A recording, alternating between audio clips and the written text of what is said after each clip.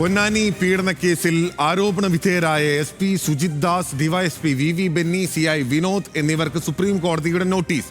2 ആഴ്ചയ്ക്കകം 3 ഉന്നത ഉദ്യോഗസ്ഥരും മറുപടി നൽകണമെന്ന് നിർദ്ദേശം. മറുപടി സത്യവാങ്മൂലം നൽകാൻ സംസ്ഥാന സർക്കാരിനും നിർദ്ദേശം. പീഡനത്തിനിരയായ യുവതിയുടെ ഹർജി ഏപ്രിൽ 23 പരിഗണിക്കും. വിവരങ്ങളുമായി ഷബ്ന സിയാദ് ചേരുന്നു. ഷബ്ന, എന്തൊക്കെയാണ് വിവരങ്ങൾ?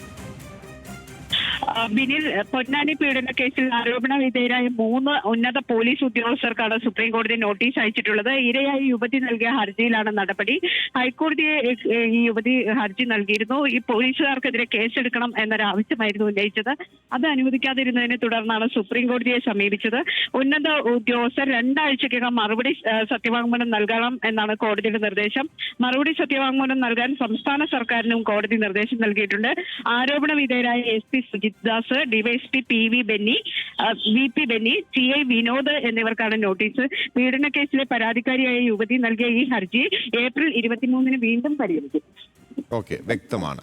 പൊന്നാനിയിലെ പീഡന പരാതിയിലാണ് ഇപ്പോൾ മുതിർന്ന 3 പോലീസ് ഉദ്യോഗസ്ഥർക്ക് സുപ്രീം കോടതി നോട്ടീസ് അയച്ചിരിക്കുന്ന വിവരങ്ങൾ നൽകുകയായിരുന്നു. ലീഗൽ ഡെസ്കിൽ നിന്ന് ഷബ്ന സിയാദ്.